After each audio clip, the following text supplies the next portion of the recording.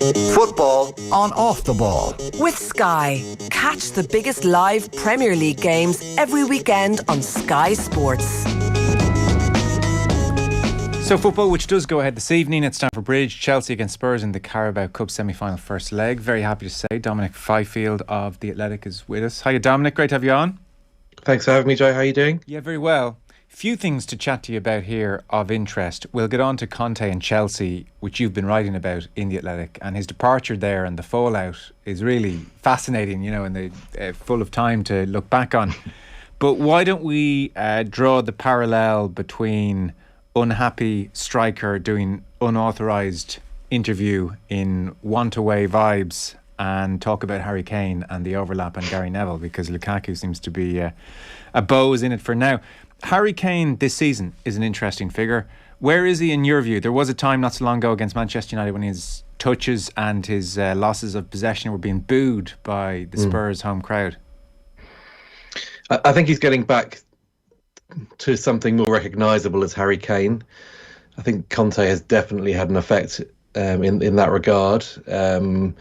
Look, it wasn't difficult, I wouldn't have thought, to raise his spirits and raise his form from where it had been in the autumn under Nuno Espirito Santo, when, I mean, nothing was going in for him. But he's looked more recognisable of late. He'd be more of a threat. And coming to Stamford Bridge, I mean, in fairness, they play Chelsea 3 times this month. There's some massive games that will get his juices flowing, and I imagine he will be a major threat in all those matches. Antonio Conte is a fantastic manager and will recognise in that Tottenham Hotspur squad there are a handful of top talents, of whom Harry Kane is definitely one, and he'll want to get the best out of him, and I think he is doing slowly. He has scored 3 in his last 5 as well. What does Conte want from Kane in so much as you can see? Because Kane has the ability, as we know, to play in all sorts of areas and to focus on various aspects, be it coming deep or maybe playing more as a leading striker. What does Conte want from him? I suspect it's something as basic as goals. I mean, I don't think he's that combination with Son and Lucas Moura has been. I think when Tottenham have really purred under Antonio Conte, that 3 has worked. That trio has worked. As indeed you could probably make the case for previous Tottenham Hotspur managers, whether that be Pochettino or even Jose Mourinho briefly. It's really about getting the best out of those 3 players in an attacking sense. In terms of the system, I imagine that Conte probably wants him further up the pitch and maybe not retreating back into that sort of number 10 attacking midfield role that he was doing so often when maybe the goals weren't flowing and the form was dwindling a bit, and maybe he went in search of the ball a bit more, desperate to get more touches, desperate to get more influence on the games. But Harry Kane is a natural finisher. That's where you want him with that. This is not revelatory. This is bleeding obvious, really, to be honest. And I think Conte will just tap into those qualities and get him further up the pitch. It was quite striking. Conte spent a bit of time talking about Kane yesterday in his press conference and was saying that Daniel Levy did the right thing, that you have to show you're trying to build something important, and so even though Kane wasn't happy, it was the right thing to force him to stay. And to be fair as well, Conte will not find Kane's predicament unrelatable. He played for his own hometown club for 6 years before going to Juventus and winning 14 trophies in 13 years. So he understands the yearning that Kane clearly had and would find it very relatable. On Kane, he said, "We're talking about a really good person, really good man. I'm totally satisfied with the commitment and the relationship that we've created within the team. I've now found a player that is totally involved in this project." So he was absolutely singing Kane's praises. What of the broader job that Conte has done with Spurs then? It's early days. I think he's had a kind run of fixtures in the Premier League to a large extent. I think when Liverpool arrived at the Tottenham Hotspur Stadium, it was probably a decent time to be playing them as well. But, you know, in the context of Spurs' season, it's a real upturn. I know they started the campaign with 3 successive 1-0 wins and were top of the table, but that was deceptive in so many ways. And I think we saw they sort of gravitated towards the mean under Nuno, and Conte has raised them. And yeah, it's a test from now on. They've got some proper matches coming up now, some really big cup ties and Premier League matches where he has to impose himself. And look, Conte, when he went to to Spurs, it looked a bit like a tinderbox situation. You know what he's like. He's combustible. He'll want things done a certain way. He'll want the quality. He'll want additions to that squad in time. But at the moment, he is demonstrating what a good manager he is, a good coach he is, and that is his real quality. And you look back at his time at Chelsea, you just wish he concentrated more on that than the politics. No, I think as Old Trafford burns, the bizarre decision not to bring him in. It's stranger and stranger. Really, right? Yeah. So recent results, just to jog people's memory, because we've had Christmas and there's COVID and games postponed.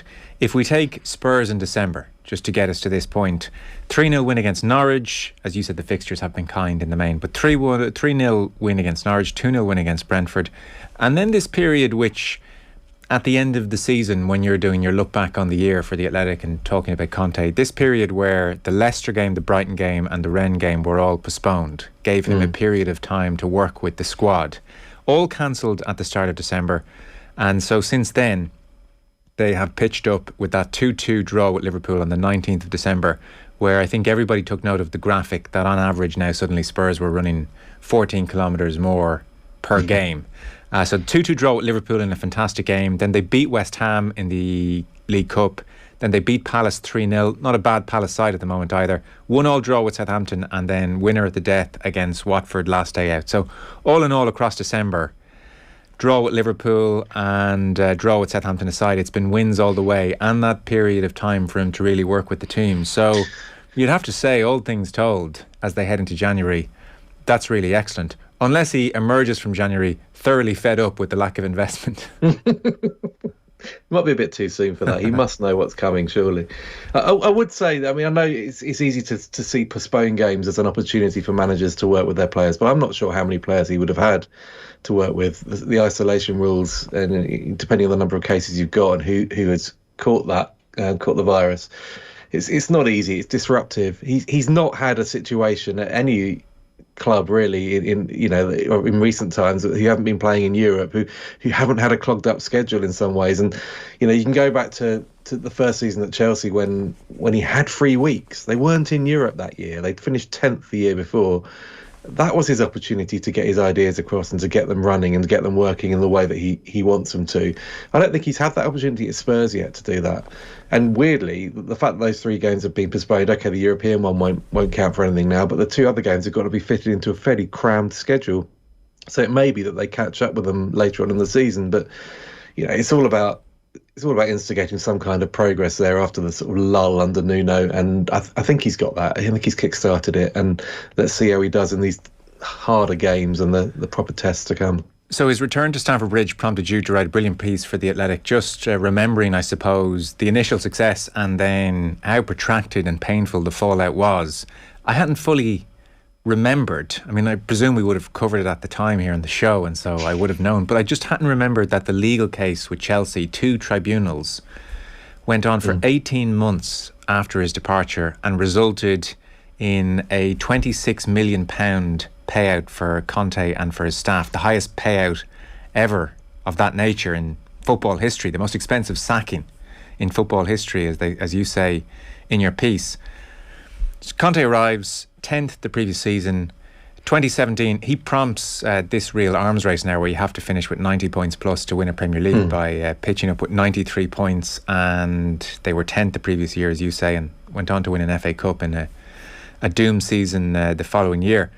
So if we pick up at the point where he has won the league in 2017 with 93 points, he really envisaged that summer to almost be a throwback to the Abramovich spending of old. He thought, in particular, we'll take Lukaku from Everton, and we'll take some guy called Virgil van Dijk from Southampton. 2 duds, by the way. That really wouldn't have worked out.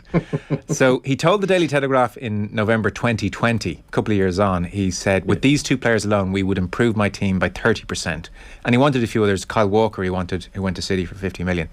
And Chelsea looked at his demands And I was curious, Dominic, was it that they thought they were poor recommendations, or was this a phase where Abramovich was starting to run into his diplomatic issues and wasn't so sure about his future with the club? But either way, they didn't seem to really go for what he was recommending. No, I think they looked at it and thought we could spend 70 million, 80 million pounds each on those two players, let's say Lukaku and Van Dijk. But that probably would represent the extent of our spending. And the reality was that Chelsea at that stage did not have a squad that was deep enough to compete in Europe as well as the Premier League. So I think they took a gamble and went for numbers, went for bodies instead, and got more bodies in the building, basically. So a spate of signings. I mean, they did spend big money. Alvaro Morata cost over £55 million. I think it was 60 million ultimately. Tiamui Bakayoko cost 40 million from Monaco. I mean, these are big, hefty fees still, but I think primarily they wanted players that they could develop talent with, and maybe we're in that bracket of 20 million to 30, 35 at a push.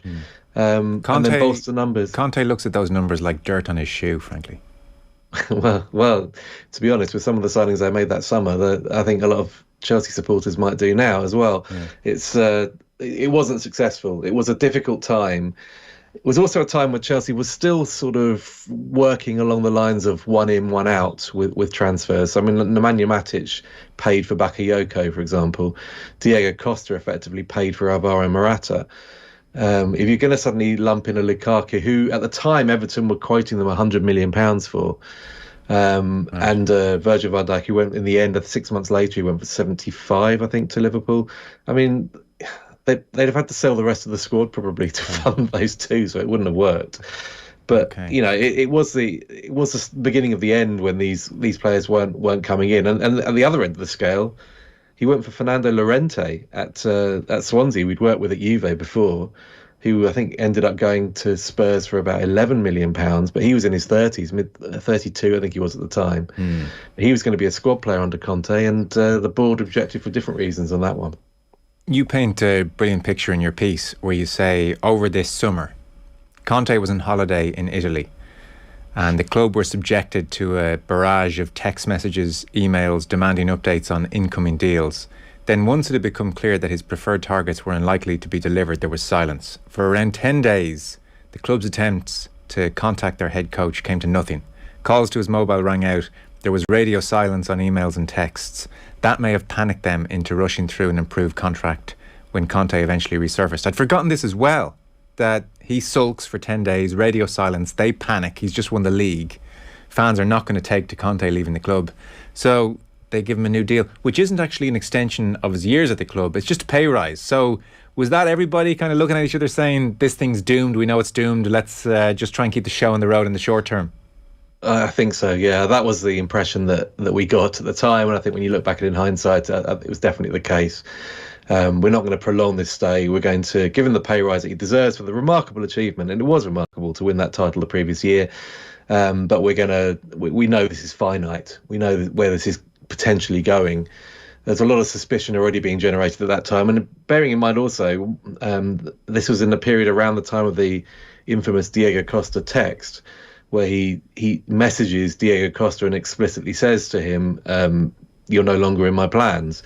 Now, Costa Costa leaving Chelsea was never in doubt. It was always going to happen that summer. He'd been agitating for a year, pretty much, probably a bit longer, to leave Chelsea. He wanted to go to Atletico. He wanted to go to China. He wanted to go back to Atletico. But Chelsea felt that undermined their bargaining position in terms of negotiating a fee at a club, probably Atletico Madrid. And rightly so. Rightly so, I would put it to you, Dominic. An unauthorised text like that to Costa to say, you're no longer part of my plans, which instantly became public, gave Chelsea absolutely no leverage in the transfer market. It was an irresponsible thing for a manager to do from a business point of view. Yeah, although they did get an amazing fee for Costa in the end anyway. £57 million is a pretty good fee for a player that only cost them marginally over 30. We have to remember in all of this that Conte won both those tribunals. Ultimately, legally, he was found to have been dismissed unfairly.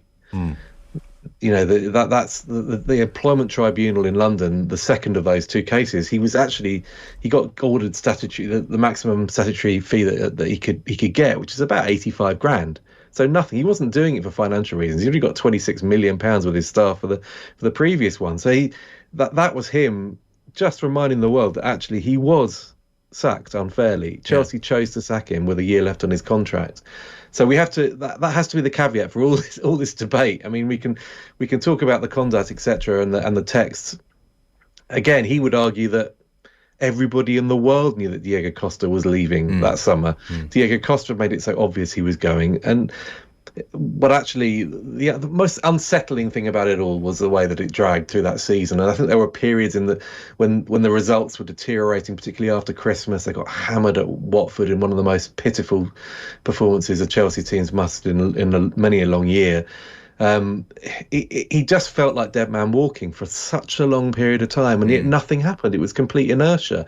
And the ultimate, the weirdness of it all was summed up by the fact that whilst we were watching the World Cup in Russia, and I was covering the England team there, and sort of, we'd see Gary Cahill wandering around the England camp, and we'd ask him what's going on at Chelsea, and has he gone yet?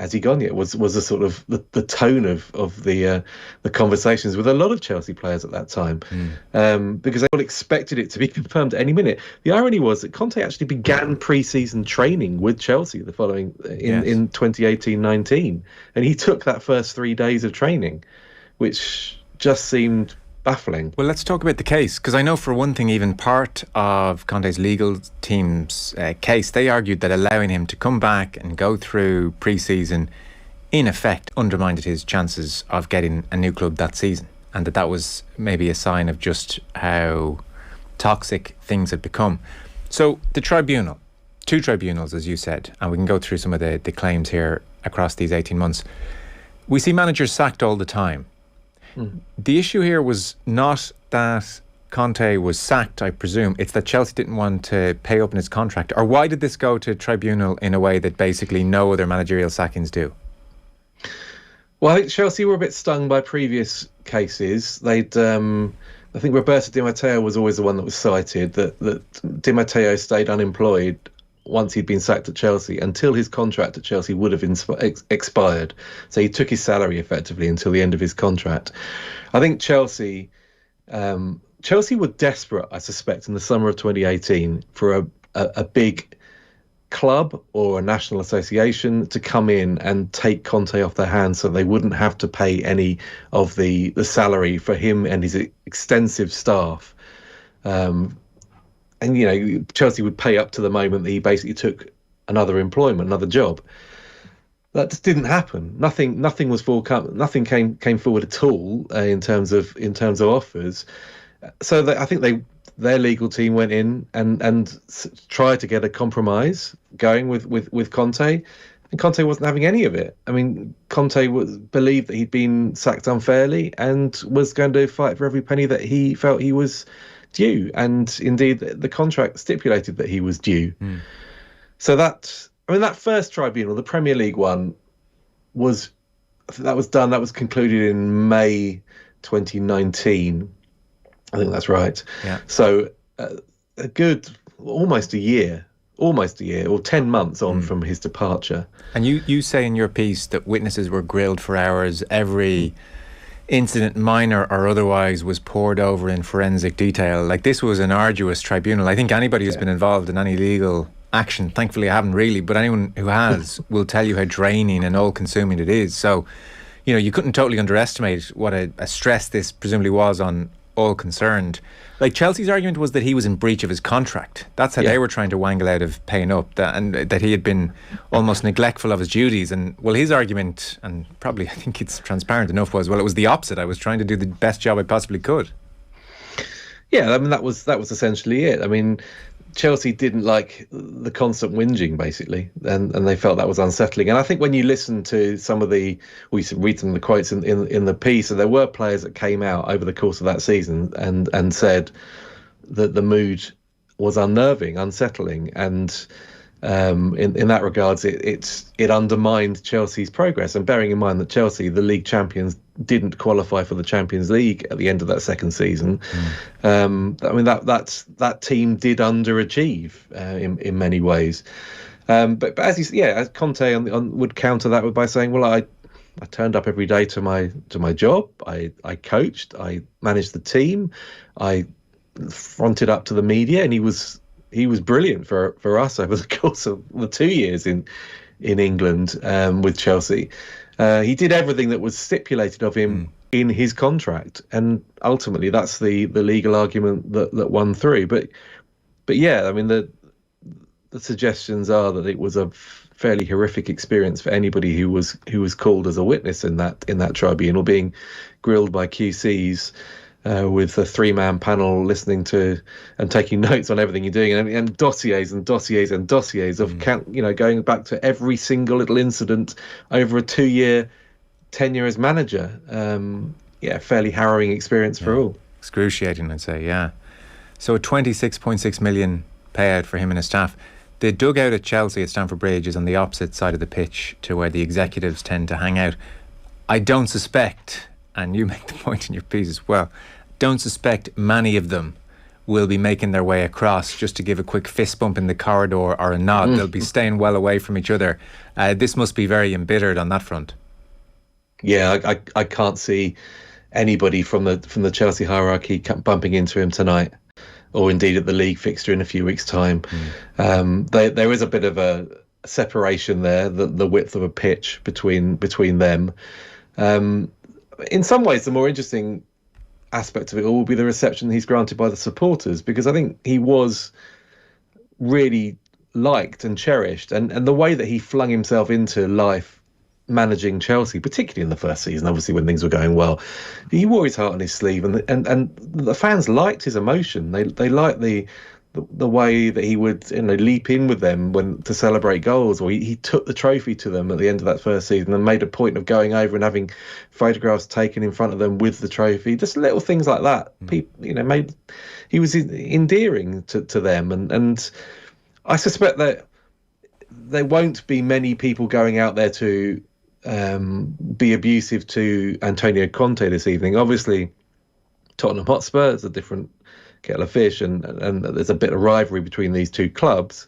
So the fact that he's coming back as Spurs manager will be painful, but I think they'll take out their partisanship, let's say, on Spurs as opposed to on Conte, who I think they still appreciate the job that he did, particularly in that first year. Yeah, I would think so as well. Incredibly successful, and his sin, if there is a sin, is that he just couldn't handle Chelsea not kicking on. And what fan wouldn't love seeing that? I mean, maybe you could argue he'd control himself a bit more and be less of a pain in the neck to the executives, but fans don't care about that. They just saw someone who just actually couldn't cope with the fact that they weren't taking the next step forward. So I mean, that's a good one to be guilty of, I would think. Yeah, absolutely right. And I think they'll look at it, and they'll look at the list of people that he would have loved to have seen in his Chelsea team, and they'll have thought, there will be an element of what might have been. Yeah. that would have been quite a Chelsea side if he'd got those names together and assembled that team. They would have certainly been far more in contention for a Premier League title in the years since. Dom, last one, because he is such a fascinating character. Is he doomed to repeat the same manner of exit at Spurs, i.e. Daniel Levy says no, Antonio Conte still can't handle being told no when it comes to improving the team and building towards something, and therefore this will end very acrimoniously and bitterly with Conte saying, I can't work with these people? Is that how this ends, do you suspect, in a year or two or three? Three is quite a long time. I don't know. I mean, you'd like to think that people learn and people mature and go about things in different ways, but then